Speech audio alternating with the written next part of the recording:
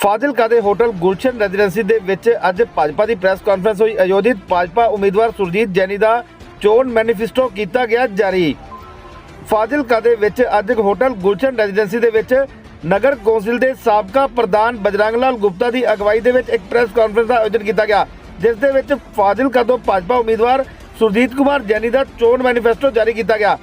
ਇਸ ਮੌਕੇ ਤੇ ਜਾਣਕਾਰੀ ਦਿੰਦੇ ਹੋਏ ਨਗਰ ਕੌਂਸਲ ਦੇ ਸਾਬਕਾ ਪ੍ਰਧਾਨ बजरंग लाल गुप्ता ने दस्सिया कि फाजिलका दे विच चोणां जितण तो बाद भरपूर विकास करवाया जाएगा। इस दे नाल ही लड़कियां दे लई एक अलग तो कॉलेज अते मिनी हवाई अड्डा इत्थे बनाया जाएगा। इस दे नाल ही सादगी बॉर्डर नूं खुलवाउण दे प्रयास भी कीते जाणगे। उन्होंने कहा कि कानून अते अमन शांति दी व्यवस्था नूं कायम कीता जाएगा। पत्रकार बंधुओं, पिछली बार भी सुरजीत जैनी जी ने कुछ वायदे लोगों से किए।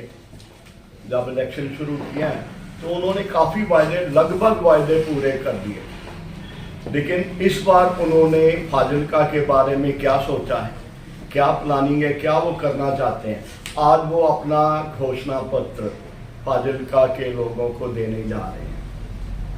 तो इसमें जो चीज़ें विकास की रह गई थी वो उन्होंने इसमें सारी चीज़ें इकट्ठी करके तो लोगों तक पहुंचाने का प्रयत्न किया है।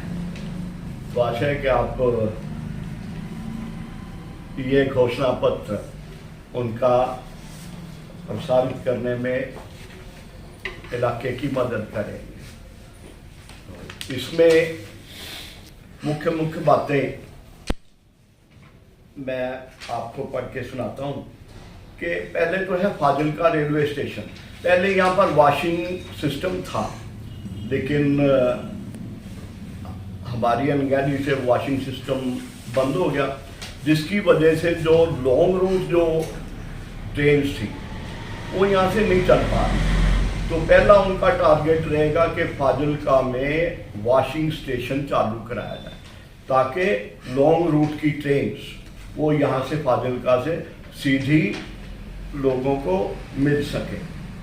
और दूसरा है कि रोजगार का मुख्य मुद्दा बना हुआ है कि पढ़ने के लिए भी हमारे जो नौजवान हमारे बच्चे हैं वो फाजिलका की बजाय दूसरे शहरों में जाते हैं। तो पहला उनका टारगेट है कि उनको उच्च शिक्षा फाजिलका में ही मुहैया हो सके। तो ऐसा प्रबंध करना कि मेडिकल कॉलेज और ये फाजिलका में हो, इसके लिए वो अपना मन बना दिया उन्होंने कि मैं 100% कोशिश करूंगा कि फाजिलका के लिए मेडिकल कॉलेज फाजिलका में ही लाया जाए, क्योंकि पहले हॉस्पिटल की प्रॉब्लम थी, पीने का पानी की प्रॉब्लम, वो हल हो चुकी है। तो अब ये बड़ा उनका टारगेट है मेडिकल कॉलेज।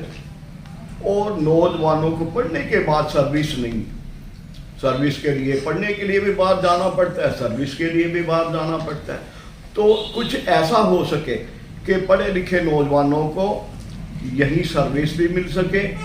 है तो बहुत बड़ा टारगेट, बहुत बड़ा टारगेट है, क्योंकि सरकारें सर्विस नहीं दे पा रही हैं।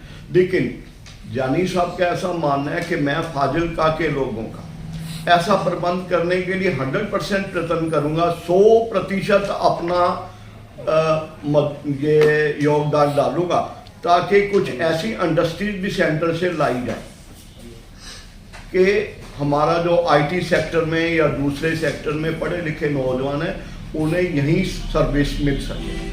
तो ये उनका दूसरा है।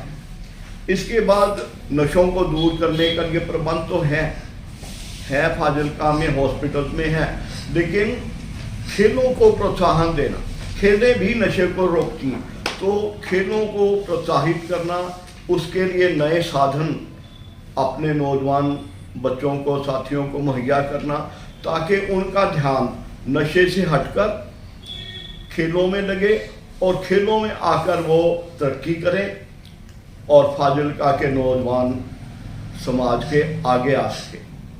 उसके बाद नवे रूट की बसेस शुरू करना। पहले यहाँ पर लॉन्ग रूट की बसें कुछ लिमिटेड एरिया में चल रही हैं, ताकि सारे देश की कनेक्टिविटी जोड़ने के लिए लॉन्ग रूट की दूसरे रूट्स पर भी बसेस चालू हों, इसके लिए प्रयत्न करूँगा। ये जानी साहब ने पब्लिक के साथ वायदा कर रहे हैं कि ये प्रयत्न होगा कि आपको हिंदुस्तान के दूसरे बड़े शहरों में जाने के लिए सीधी बसेस यहाँ से प्रोवाइड हो सके। फाजिल्का में कानून व्यवस्था का बहुत बुरा हाल है। चेन स्नैचिंग और ये चोरियां, ये फाजिल्का को इसने बड़ा प्रभावित किया और लोग महसूस करते हैं कि यहाँ पर लॉ एंड ऑर्डर की बहुत कमी है। तो ये लॉ एंड ऑर्डर मुख्य उद्देश्य रहेगा जानी साहब का कि फाजिल्का में, जब वो इसके पहले भी विधायक चुने गए, मंत्री भी रहे, तो वही पुराना सिस्टम, ताकि लोगों को अपने कारोबार और अपनी संपत्ति की सुरक्षा मिले, बहनें माताएं आज़ादी से चल फिर सके। भी तो पता उस वक्त लगता था जब चैन खींच के कोई ले जाता था और फिर कुछ बनता भी नहीं था। तो ये है कि लॉ एंड ऑर्डर वही पुराना, जब वो मंत्री थे तो उसी तरह का लॉ एंड ऑर्डर का वो आप भी कोशिश करेंगे, ऐसा सिस्टम यहाँ देंगे फाजिल्का में कि लॉ एंड ऑर्डर की प्रॉब्लम ना रहे। किसानों की प्रॉब्लम्स रही है, खाने वो जो उन्होंने जो किसान कहते थे काले कानून, उनके हिसाब से अब वो वापस हुए हैं। तो किसानों की दूसरी कोई जो प्रॉब्लम्स है, खाद बीज और बॉर्डर के जो फेंसिंग के पार भी उनकी ज़मीनें, मालकी अभी तक उनकी नहीं है। वो वहाँ पर काश्त तो कर रहे हैं लेकिन उनकी मालकी वहाँ पर नहीं है। तो अब जैनी साहब का ये वायदा है कि वो किसान जो तार के पार खेतीबाड़ी करते हैं तो उनको उन खेतों की मालकी हक देने के लिए तो सरकार से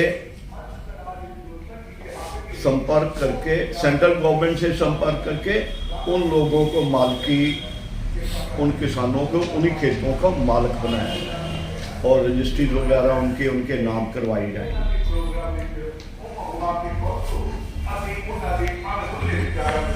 सिविल हॉस्पिटल अब शिफ्ट हो गया जो बात बना थी, लेकिन उसमें अभी स्पेशलिटीज अभी कम है। तो वो स्पेशलिटीज जैसे एक्सपर्ट डॉक्टर्स हों, तो ये जो स्पेशलिटीज हैं स्पेशलिटीज हॉस्पिटल में वो भी लाई जाएंगी, ताकि लोगों को बाहर जाके ऑपरेशन के लिए जाना पड़ता है और चीज़ों के लिए जाना पड़ता है, तो वो सारे जो स्पेशल डॉक्टर हैं, स्पेशल बीमारियों को डील करने वाले डॉक्टर हैं, वो फाजिल्का को मुहैया करवाए जाएंगे। लड़कियों के लिए अलग कॉलेज नहीं है, प्रोफेसर की भी शॉर्टेज। एजुकेशन मानव जीवन में एक महत्वपूर्ण रोल अदा कर। अब बच्चे पढ़ रहे हैं लेकिन प्रोफेसर पूरे नहीं है, लैब या दूसरी चीज़ों की सहूलत अभी तक पूरी अपने फाजिल्का में नहीं है। तो अब ये प्रोफेसर्स पूरे कराए जाएंगे ताकि बच्चों की पढ़ाई का नुकसान ना हो। और मेडिकल जो छात्र हैं जो बीए तक करते हैं, ये साइंस रखते हैं, तो उनके लिए लैब या दूसरी चीज़ें वो भी मुहैया कराए जाएंगे। लड़कियों के लिए अलग कॉलेज बनाने का प्रयत्न किया जाएगा ताकि हमारी बेटियां किसी तरह की प्रॉब्लम पढ़ने में ना आए, सुरक्षित महसूस करें। तो उनके लिए अलग जो गर्ल्स कॉलेज है वो उसकी भी स्थापना की जाएगी। और सबसे मेन है कि यहाँ छोटा हवाई अड्डा, पिछले दिनों जैनी साहब अपने एविएशन मिनिस्टर से मिले थे कि फाजिल्का में कोई ऐसा साधन नहीं है, हमें पहले कहीं जाना हो तो पहले मेन स्टेशन पे जाना पड़ता है, वहाँ से आगे इंडिया में जाना पड़ता है। तो उन्होंने वायदा किया कि आप जगह का प्रबंध करें। तो मैं जो लोकल जो है इंडियन लेवल पर जो एविएशन सिस्टम है वो फाजिल्का में शुरू कराऊंगा, कि इंटरनेशनल की तो बड़ी सुविधा चाहिए, बहुत खर्च भी होता है। तो आपको लोकल इंडियन लेवल पर एविएशन ये आने जाने के लिए छोटा हवाई अड्डा ये आपको आप जगह का प्रबंध करिए, बाकी प्रबंध उन्होंने वायदा किया है कि हम करके देंगे। तो छोटा हवाई अड्डा भी फाजिलका के लिए जैनी साहब के एजेंडे में शामिल है। तो इसके लिए बहुत प्रयत्न करेंगे कि अगर ये सुविधा फाजिलका में आ जाएगी तो बहुत बढ़िया होगा। आखिरी उनका प्रयत्न है बॉर्डर को खुलाना, क्योंकि बाकी जैसे अटारी बॉर्डर है, दूसरे बॉर्डर में व्यापार हैं, अभी तो हमारे संबंध इस लेवल के नहीं है कि व्यापार शुरू हो सके। लेकिन जैसे ही संबंध ठीक हो गए तो उनका ये प्रयत्न रहेगा कि फाजिलका का बॉर्डर खुलवा के, जिस दिन फाजिलका का बॉर्डर खुलेगा तो ये स्थानीय व्यापार और दूसरी जो फाजिलका के लोगों के जो कमियां हैं इधर, तो ये भी हल हो सकेंगी। व्यापार बढ़ेगा, कारोबार बढ़ेगा और दूसरी सुविधाएं भी बढ़ेगी। तो ये जानी साहब के चुने जाने के बाद ये वो प्रयत्न है जिनको प्राथमिकता से वो हल करने का प्रयास करेंगे। तो सभी फाजिलका के निवासी बहनों भाई और सभी से ये प्रार्थना है कि जानी साहब का काम आपने पहले भी देखा है कि कितनी ईमानदारी से उन्होंने फाजिलका के लिए प्रयत्न किए। तो उसी तरह फाजिलका के लोगों की एक खास पहचान बनी हुई थी शुरू से, जब जानी साहब आए थे, कि जिसके जो ठीक चल पा नहीं रहा, जिसके दांत खराब हैं, तो ये फाजिलका एरिया के लोग हैं। तो पहले तो उन्होंने उस पहचान को ठीक किया, फाजिलका को पीने के लिए पानी दिया, हॉस्पिटल दिया, यानी बहुत सी ऐसी चीज़ें उनके श्रेय में गिनाई जा सकती। फाजिलका को जिला बनाना तो 100% तो नहीं, लेकिन एक आध को छोड़कर जो उन्होंने वायदे किए थे वो लगभग पूरे कर चुके हैं। और अब फिर वायदा करते हैं जानी साहब फाजिलका के लोगों के साथ कि ये जो मेरी प्राथमिकता है, ये मैं बनने के बाद काम में लग जाऊंगा और फाजिलका को ये सारी सहूलतें मुहैया कराने का भरसक प्रयत्न नहीं, पूरी कोशिश करूँगा। तो ये जानी साहब का वायदा पब्लिक के साथ है। तो आशा है कि फाजिलका के लोग उन्हें इस कार्य के लिए पूरा सहयोग देंगे और उन्हें एक बार फिर एमएलए चुना के फाजिलका के विकास को गति देंगे। धन्यवाद। हाँ जी गुप्ता जी। थोड़ा सा मैं इसमें संशोधन करना चाहता हूँ, क्योंकि लिखा मैंने है ना। हाँ प्लीज। तो थोड़ा सा मैं आपको संशोधन कर देता हूँ। जो रेलवे लाइन की बात है सारी, ये दो भागों में बांटी गई है। एक तो वॉशिंग लाइन बिछा के जो ये दिल्ली से पटना, अपने बिहार, बंगाल, असम इधर की जो लाइन है, ये वॉशिंग लाइन बिछने से इधर निकल जाए। जो गंगानगर से एक्सप्रेस ट्रेन चलती हैं वो भी इधर से आएंगी, कुछ तो जाएंगी वाया बर्मा रोड और कुछ इधर से आएंगी। तो उसके साथ मैंने यहाँ से या जाने वाली गंगानगर से उधर जाने वाली गुजरात है, जैसे अपने ये महाराष्ट्र है और राजस्थान है, जयपुर बड़ा इम्पोर्टेंट स्टेशन है। इसके लिए ये ट्रेन जो वॉशिंग लाइन बिछेगी इधर से निकल जाएगी। ये दो मैंने ये तो लाइनें भी, लाइन जो रात की है चालू नहीं है, ये जो फाजिलका बोर है इसको मंजूरी नहीं मिली। वो मंजूरी तुरंत लेके वो तो तुरंत चालू हो सकती है, उसमें दिक्कत ही कोई नहीं। वॉशिंग लाइन में 10-20 करोड़ का काम और जानी साहब के लिए 10-20 करोड़ कुछ भी नहीं है। बाकी रोजगार के लिए कोई इंडस्ट्री लानी है, उसमें मेन तो रॉ मटेरियल है। रॉ मटेरियल पंजाब फाजिलका के पास जो कॉटन है, तो क्लॉथ मिल लग सकती है यहाँ पे, बड़े आराम से हजारों बच्चों को हमारे रोजगार मिल सकता है। शिक्षा क्षेत्र में प्रोफेसरों की कमी पूरी करके नई classes MCom, BCom, MA, law,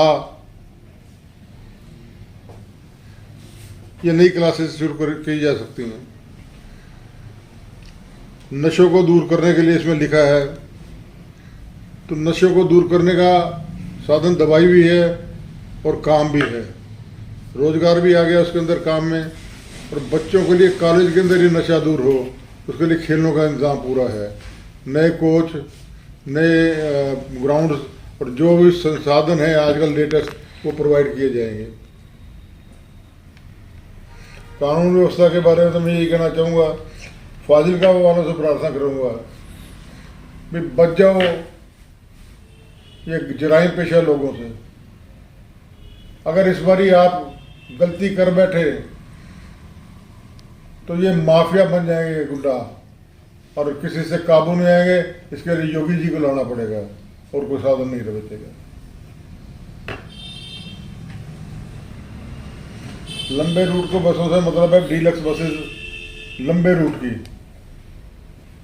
गाड़ी नहीं मिली तो बस से भी जा सकते हैं, जैसे चंडीगढ़ है, दिल्ली है, ये बढ़िया गाड़ी है।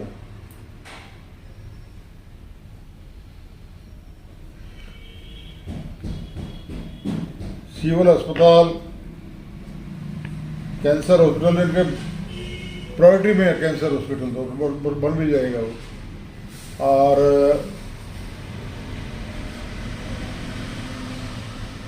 मेडिकल कॉलेज जो इन्होंने कसम उठा रखी है मेडिकल कॉलेज बनाने की, बने ही बनेगा, निश्चित है। ये झूठा वादा कोई नहीं है।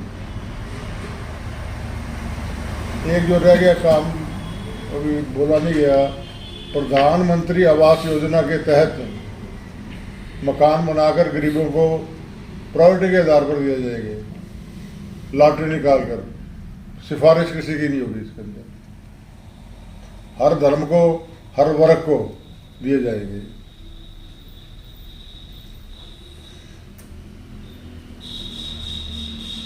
बाकी इन्होंने बहुत दिया बॉर्डर पट्टी के लिए लड़कियां के, ये जो अलग कॉलेज है वो जो जानी साहब की जो प्रपोजल है वो जो पुराना सिविल हॉस्पिटल खाली है वो तो शहर के अंदर है, वहाँ उनका प्रोग्राम है मैं अलग लड़कियों का कॉलेज बनाऊँ।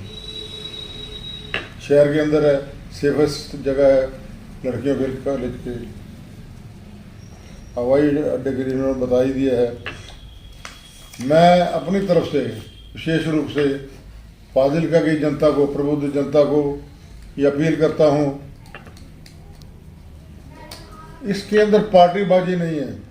हम वोट मांग रहे हैं सिर्फ पार्टीबाजी के लिए नहीं मांग रहे। हम वोट मांग रहे हैं, हमने किया है और हम करेंगे। हम पर विश्वास आप कर सकते हैं। बाकी कैंडिडेट्स के ऊपर आपका क्या विश्वास है, किसी ने क्या किया इस इलाके में और क्या करेगा। मान लो पंजाब में हमारी सरकार नहीं बनती है, सेंटर में हम बैठे हैं, हमारे जानी साहब की अप्रोच सीधे प्राइम मिनिस्टर में, जो मर्जी काम हम करवा सकते हैं। ये क्या करेंगे फाजिलका के लिए, मैं इससे पूछता हूँ, ये प्रेस कॉन्फ्रेंस करें, कोई प्रोग्राम ही इनका। वोट दे दो, वोट दे दो, ऐसे वोट नहीं मिलती है। वाया साहब रहे 5 साल, फाजिलका के लिए क्या किया है? अपनी ईंटें बेची इन्होंने, टाइलें बेची, और क्या किया इन्होंने। और सवना साहब तो अभी नए आए हैं, उनको पता ही नहीं क्या कर रहा और क्या नहीं कर रहा। ये हमारे आजमाए हुए हैं और आजमा के देखेंगे। जो गलती हमसे हो गई है पिछले 5 सालों में, वो हमने खुद ने की है। हमने अपने पैरों पे खुद कुल्हाड़ी मारी है, आज उसको दूर करें। आज हमारा मौका है, और ये मौका चूक गया फिर ये समझ लेना फाजिलका के अंदर कोई भी प्रभुत्व सेवा करने वाला आदमी खड़ा नहीं होगा। मैं एक लास्ट अपील करना चाहता हूँ, मार्मिक अपील है। जानी साहब का पहला जो ये था घोषणा पत्र, वो मैंने लिखा था, और ये लास्ट भी मैं लिख रहा हूँ। लास्ट का मतलब है मैं लास्ट। कारण ये है इंसान को लाइव लंबा नहीं हो सका, ज़्यादा बीमार रह रहा हूँ मैं, और उम्र भी काफ़ी हो गई है। मैं तो एक आशीर्वाद जानी साहब को सब ये जीते हैं और आगे उसके बाद भी जीतते रहें और फाजिलका का विकास होता रहे। तो लास्ट अपील है मेरी, अगर मैंने शहर के लिए 1 रुपये का भी ईमानदारी से काम किया है तो शहर की जनता से हाथ जोड़कर प्रार्थना करता हूँ तो जानी साहब को एक बड़ी ज़रूरत है, मेरी आत्मा तृप्त हो जाए, मैं आराम से दुनिया से जा सकूँ। ये मेरी धन्यवाद।